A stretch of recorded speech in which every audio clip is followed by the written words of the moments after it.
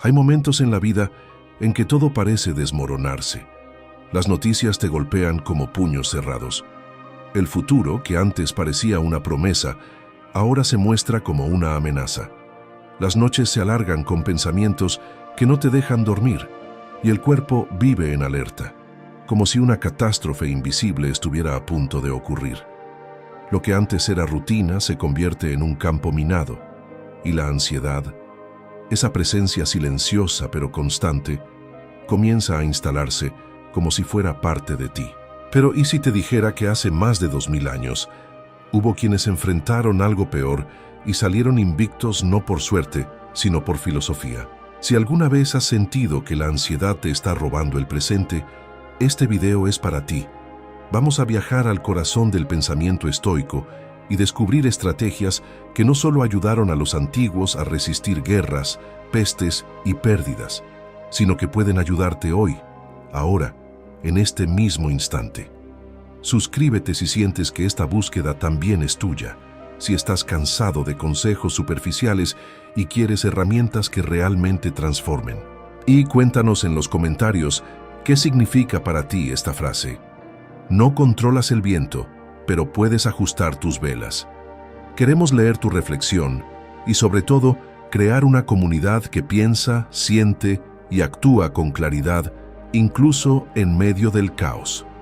Porque este no es un video más, es una llamada, una señal para que recuerdes que no estás solo, que hay una forma de caminar firme incluso cuando la tierra tiembla. Primera estrategia: distinguir lo que depende de ti. En medio del caos, cuando todo parece fuera de control, hay una verdad olvidada que puede ser la tabla de salvación del alma. No todo lo que ocurre merece nuestra ansiedad. En realidad, casi nada lo merece. Esta no es una idea moderna, ni tampoco un consuelo espiritual. Es una técnica, una herramienta forjada en el fuego de épocas aún más convulsas que la nuestra. La ansiedad, entendida por los antiguos como una reacción del alma ante lo incierto, solo puede crecer en terrenos donde el juicio ha sido nublado. Y por eso, para los estoicos, el primer paso hacia la serenidad era afilar la visión interior. Aprender a distinguir con precisión quirúrgica lo que depende de nosotros de lo que no. Parece simple, pero es una de las operaciones más profundas que puede realizar un ser humano. Epicteto, esclavo en su juventud y luego maestro de emperadores, lo enseñaba con una voz tranquila que desarmaba al más endurecido de sus discípulos. Decía: algunas cosas están en nuestro poder, otras no. Esa frase ha sobrevivido siglos no porque sea bonita, sino porque funciona. Porque quienes la entienden de verdad logran lo que muy pocos logran: no ser arrastrados por las mareas emocionales del mundo. ¿Qué depende de ti? Tus juicios, tus deseos, tus actos. ¿Qué no depende de ti? El clima, la economía, la conducta de los demás, tu pasado. Cuando dejamos de exigir que lo externo se acomode a nuestras expectativas y nos enfocamos en pulir lo interno, ocurre algo extraño pero real.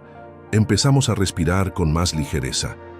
No porque el mundo haya cambiado, sino porque lo hemos hecho nosotros. Esta estrategia no es evasión. No se trata de cerrar los ojos y esperar lo mejor. Se trata de abrirlos por completo, ver el mundo tal cual es y aún así mantener la calma. Es la diferencia entre un marinero que reza para que no haya tormenta y uno que aprende a navegar en cualquier mar. Séneca lo expresó de forma magistral cuando escribió: el sabio se adapta a las circunstancias, no porque se someta a ellas, sino porque sabe que resistirse es perder dos veces. Aquí la ansiedad no es solo un síntoma, es una señal. Nos grita que estamos intentando controlar lo incontrolable. El poder de los estoicos era saber renunciar al delirio de control sin renunciar a la acción. No se quedaban inmóviles, pero dirigían su energía hacia lo que realmente podían transformar: su carácter, su juicio, su respuesta. Marco Aurelio, emperador del imperio más vasto de su tiempo, podía recibir informes de invasiones, traiciones y pestes en una sola mañana, pero aún así, escribía en su diario palabras que parecían destinadas a cada uno de nosotros: haz lo que debes hacer, El resto déjalo al destino. Esto no es resignación, es sabiduría. Es un tipo de libertad más honda, menos espectacular, pero más duradera. Cuando todo lo externo se vuelve incierto, el alma estoica redobla su certeza interior, porque sabe que la angustia nace del intento de controlar lo que por naturaleza es libre o caótico. Y esa es la gran paradoja. Solo quien renuncia al control absoluto puede alcanzar la paz profunda. Vencer la ansiedad no es eliminar todos los problemas, es eliminar la confusión entre lo que puedes y no puedes resolver. Es mirar la tormenta desde la cubierta del barco, con los pies firmes y la vista clara. No porque la tormenta no dé miedo, sino porque tú ya no estás dispuesto a regalarle tu serenidad. Segunda estrategia: ensayar la pérdida para no temerla. La ansiedad se alimenta del miedo a perder. Perdemos el sueño por temor a perder el trabajo. Perseguimos relaciones por miedo a quedarnos solos.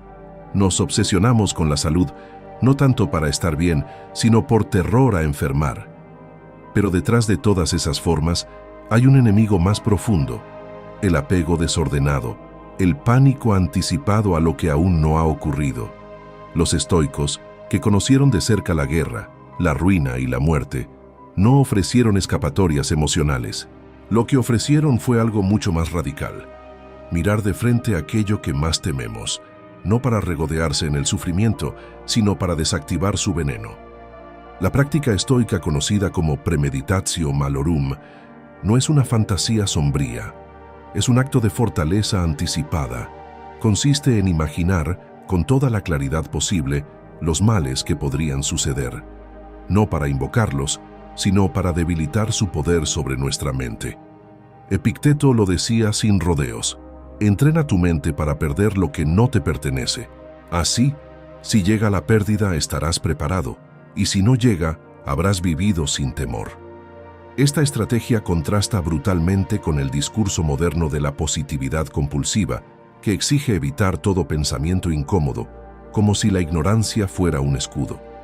Pero los estoicos sabían algo que muchos han olvidado: no puedes protegerte de la realidad con frases bonitas, solo puedes hacerlo con carácter. Cuando Séneca escribió que la fortuna nos quita solo aquello que antes nos prestó, no estaba haciendo poesía, estaba dando una clave para vivir sin ansiedad.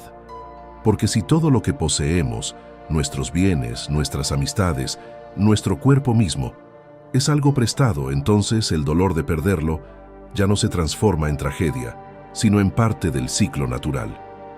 El que ha ensayado mentalmente la pérdida no se vuelve insensible, pero sí invulnerable al pánico, porque ya ha recorrido ese camino en su imaginación y ha descubierto que puede seguir adelante, que aún sin todo lo que ama, sigue siendo él mismo, sigue teniendo el poder sobre su juicio, y eso, para los estoicos, es lo único verdaderamente suyo.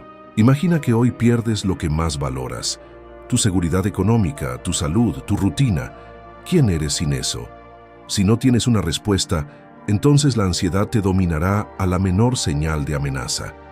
Pero si has ensayado esa pérdida y has reconstruido tu identidad desde adentro, entonces no habrá tormenta que te arrastre por completo. Marco Aurelio, rodeado de pestes y guerras, lo escribió con la calma de quien ya ha atravesado todos los miedos posibles.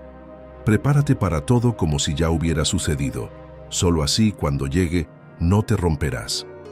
Esa preparación no es emocionalmente cómoda, pero es el precio de la libertad interior. En tiempos de crisis, donde todo parece a punto de derrumbarse, la mayoría intenta escapar del dolor anticipado, evitando pensar en lo peor.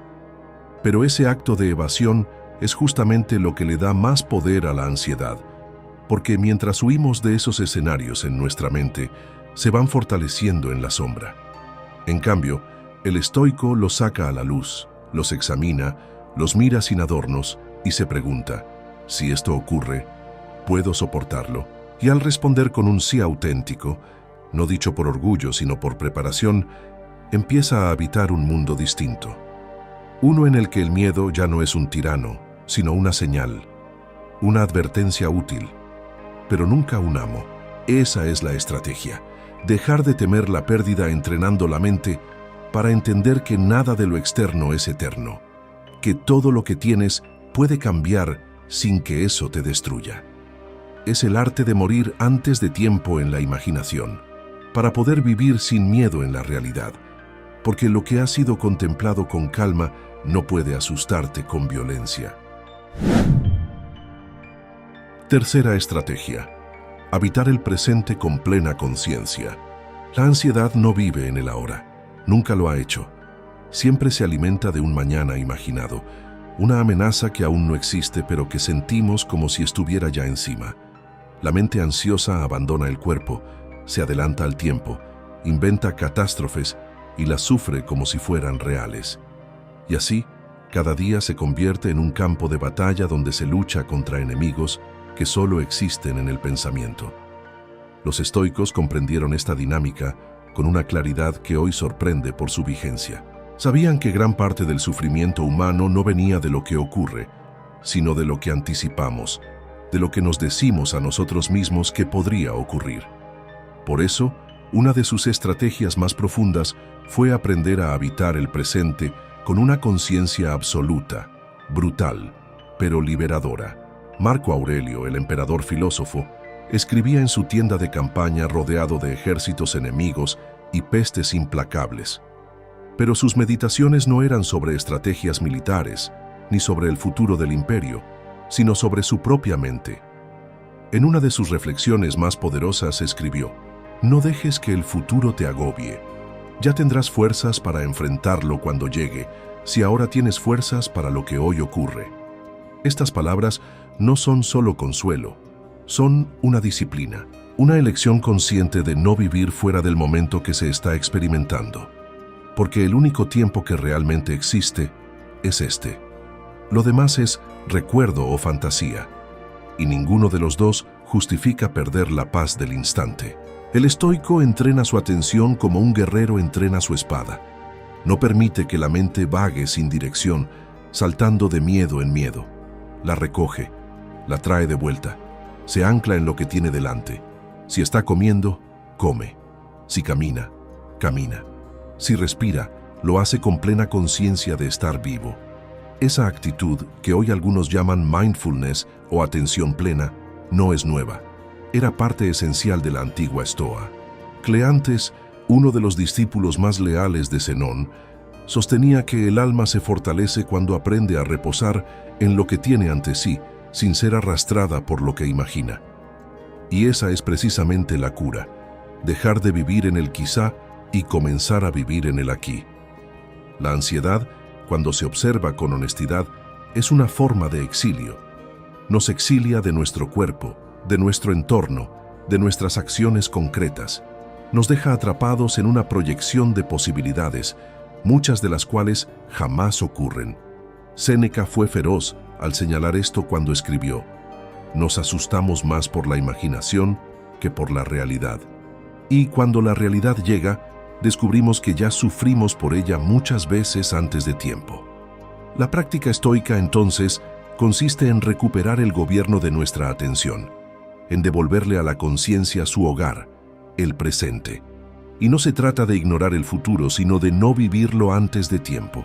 El futuro se planea con sabiduría, pero no se sufre por adelantado.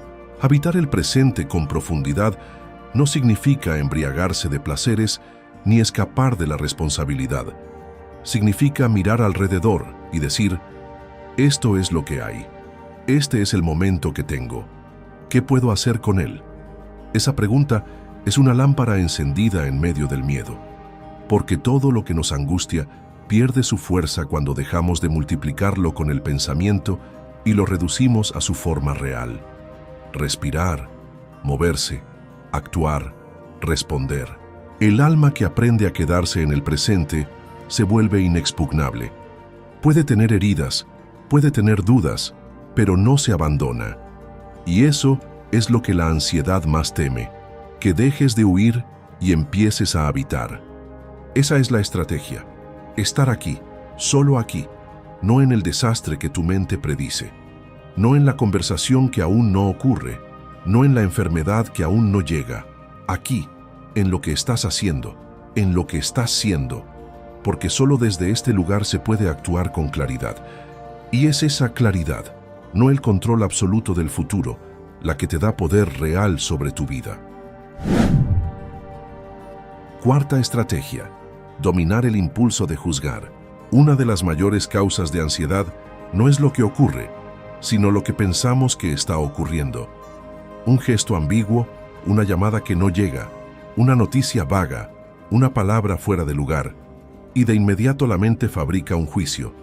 Decimos, esto es malo, esto es injusto, esto es una amenaza, y con ese juicio apresurado abrimos la puerta al pánico. Los estoicos sabían que el sufrimiento humano no viene directamente de los hechos, sino de nuestra interpretación de los hechos. Por eso, una de sus estrategias más poderosas y difíciles consiste en frenar el impulso automático de etiquetar todo lo que pasa. No saltar a conclusiones, no sentenciar lo que aún está en proceso, esperar, observar, responder con el alma despierta, no con el miedo desatado. Epicteto enseñaba a sus alumnos, muchos de los cuales eran esclavos, soldados o exiliados, a mirar cada evento como si fuera neutral. Decía, cuando algo te suceda, di solamente, ha sucedido. Que sea bueno o malo, eso vendrá después, si es que viene. Este tipo de disciplina mental es contraintuitiva para una cultura como la nuestra, que ha aprendido a reaccionar con velocidad, a emitir opinión en segundos, a identificar enemigos donde solo hay incertidumbre. Pero los estoicos eran lentos para juzgar y veloces para contenerse, porque entendían que cada juicio no solo interpreta una situación, sino que altera radicalmente cómo la vivimos. Y si ese juicio está contaminado por el miedo, entonces la ansiedad se instala como una verdad incuestionable. Retrasar el juicio no significa ser pasivo, significa comprender que muchas veces las cosas no son lo que parecen, que lo que hoy parece una desgracia, mañana puede revelarse como bendición, que lo que interpretamos como una pérdida quizá era un espacio necesario para crecer.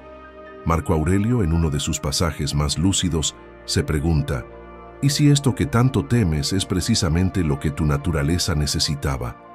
Esa pregunta no busca consolar, busca despertar, porque cuando dejamos de enjuiciar todo lo que nos ocurre como si fuéramos oráculos del destino, dejamos de vivir como víctimas de cada acontecimiento. Recuperamos el centro. La ansiedad pierde su poder cuando ya no le creemos todo lo que dice. Séneca lo explica con su habitual dureza. Nada es malo ni insoportable si no lo juzgas como tal. Y si lo haces, no es el evento lo que te destruye, sino tú mismo. El sabio estoico es un escultor del alma. No permite que la emoción del momento deforme su entendimiento. Espera, escucha, se permite sentir, pero no esclavizarse. Y cuando por fin emite un juicio, lo hace desde la razón, no desde la reacción. Esa distancia es vital. Es una brecha de libertad interior. Y en tiempos de crisis donde la información es confusa, los ánimos están encendidos y la incertidumbre reina, aprender a suspender el juicio es como aprender a respirar bajo el agua. La ansiedad moderna tiene muchas formas, pero una de las más dañinas es esa necesidad de interpretar cada hecho como si fuera una señal definitiva del desastre. Vivimos con el radar en modo alerta total y cualquier dato se convierte en profecía. Los estoicos lo sabían. Por eso entrenaban la mente para ver sin reaccionar, escuchar sin responder, observar sin absorber. Porque comprendieron algo esencial. Tú no eres tu primer pensamiento, tampoco eres tu primer juicio. Eres quien decide qué hacer con ellos. Y si decides esperar, mirar más hondo, dejar que el polvo se asiente antes de actuar, entonces estás más cerca del dominio que del miedo.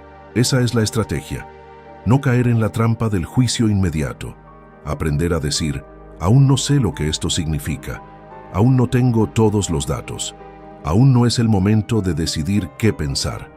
Y en ese espacio de espera, en ese silencio interior, puede emerger algo más fuerte que cualquier ansiedad. La sabiduría que ve sin desesperar. Quinta estrategia: volver al deber como ancla. En medio del miedo, cuando el pensamiento se fragmenta y el cuerpo se tensa, cuando la ansiedad parece morder desde dentro con dientes invisibles, la mente busca un refugio. Pero el error más común es huir hacia el placer, hacia la distracción o hacia la evasión. Los estoicos, sin embargo, enseñaban otra ruta, no hacia afuera, sino hacia adentro, no hacia lo que alivia brevemente, sino hacia lo que fortalece permanentemente. Esa ruta era el deber, no entendido como una obligación impuesta, sino como una orientación esencial del alma. En tiempos de crisis, cuando el caos amenaza con desdibujar el sentido de las cosas, el deber se convierte en ancla, en dirección, en remedio. Porque en el cumplimiento del deber, por pequeño que sea, hay orden. Y donde hay orden, la ansiedad empieza a perder su lenguaje. Marco Aurelio lo vivió en carne propia.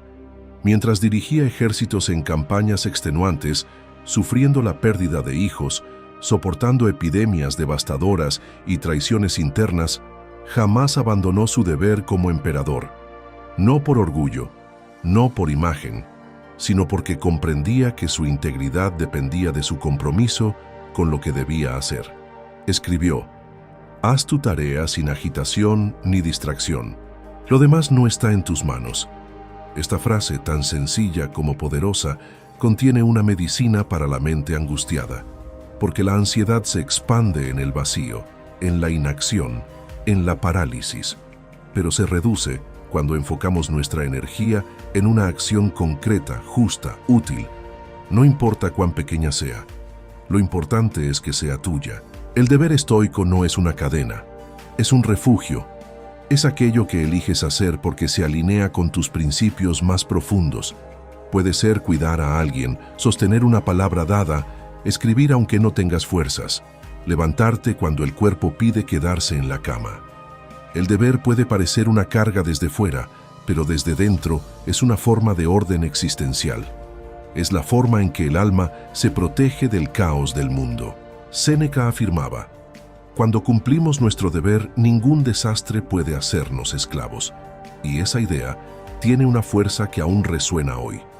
Porque, al contrario de lo que se cree, no es la libertad de hacer lo que uno quiere lo que calma la ansiedad, sino la libertad de hacer lo que uno debe, incluso cuando no quiere. La ansiedad descompone la voluntad, nos convierte en hojas al viento, pero el deber recompone, une, devuelve al cuerpo y a la mente su propósito.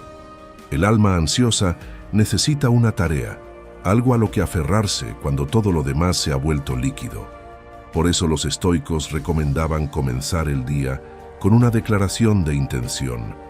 Hoy haré lo que me corresponde, no por resultado, no por aplausos, sino por coherencia. Porque eso, y no otra cosa, es lo único que realmente está bajo nuestro control. Y cada vez que cumples con tu deber, reafirmas tu poder, no sobre el mundo, sino sobre ti mismo. Esta estrategia estoica no es llamativa, no es heroica en apariencia, pero es profundamente transformadora. En lugar de pelear contra la ansiedad como si fuera un monstruo externo, te alineas con una fuerza interna más firme, más silenciosa y más digna. El deber no necesita que todo esté bien, solo necesita que tú estés dispuesto. Y cuando das ese paso, cuando haces lo que toca sin esperar que el mundo lo recompense, la ansiedad ya no tiene un lugar desde donde gobernar, porque el alma ha regresado a casa, ha regresado a sí misma. Y desde allí nada, ni el caos, ni el miedo, ni la incertidumbre, puede separarte de lo esencial. Sexta estrategia: usar la muerte como aliada del presente. Pocas cosas generan más ansiedad que el paso del tiempo. El reloj no se detiene. Las oportunidades parecen escurrirse entre los dedos. Cada cumpleaños se vive con un eco de urgencia, como si estuviéramos corriendo hacia un punto final que preferimos no nombrar. La muerte en nuestra cultura es una palabra temida, evitada, escondida tras eufemismos. Pero los estoicos la miraban sin temblar. No porque fueran fríos, no porque no sintieran dolor, sino porque entendieron que solo quien abraza su mortalidad puede realmente vivir sin ansiedad. Para ellos, recordar que vamos a morir no era una amenaza, sino una herramienta, un recordatorio para despertar, para no aplazar la vida, para no desperdiciar lo único que nunca vuelve. Marco Aurelio escribía en las noches, sabiendo que tal vez no vería el amanecer, y sin embargo cada página suya respira serenidad. No hablaba de la muerte como un castigo, sino como parte del ciclo natural, una frontera inevitable que da sentido a todo lo demás. No actúes como si fueras a vivir 10.000 años, la muerte te acecha. Mientras puedas, sé bueno. Esta frase, que parece escrita para nuestros días, encierra una clave que pocos están dispuestos a enfrentar. La conciencia de la muerte no nos debilita, nos enfoca, nos despierta del letargo de la postergación, nos obliga a tomar decisiones, a elegir cómo vivir. La ansiedad nace muchas veces de no vivir la vida que queremos, de estar atrapados en planes futuros, en deberes sin alma, en relaciones huecas. Pero si cada día fuera vivido como si pudiera ser el último, no desde el miedo, sino desde la lucidez, entonces no habría espacio para el tormento del «y sí». La muerte no es enemiga del estoico, es consejera, es maestra, es espejo. Séneca lo expresó con su brutal sinceridad: la vida es suficientemente larga si sabes usarla. Y ese uso empieza cuando aceptamos que cada día es una victoria contra la nada, que cada respiración es un privilegio, que cada decisión puede ser la última y por eso debe ser auténtica. Usar la muerte como aliada no significa vivir en tristeza, sino en profundidad. Significa mirar a los ojos del final para poder mirar con verdad lo que haces ahora. ¿Vale la pena lo que estás haciendo? ¿Te está acercando al tipo de vida que respetarías incluso si se interrumpiera mañana? ¿Estás amando, hablando, creando, ayudando, descansando como si no hubiera garantías? Porque no las hay. Y lejos de eso, ser un motivo de angustia puede ser una liberación. Los estoicos sabían que quien teme a la muerte, teme vivir.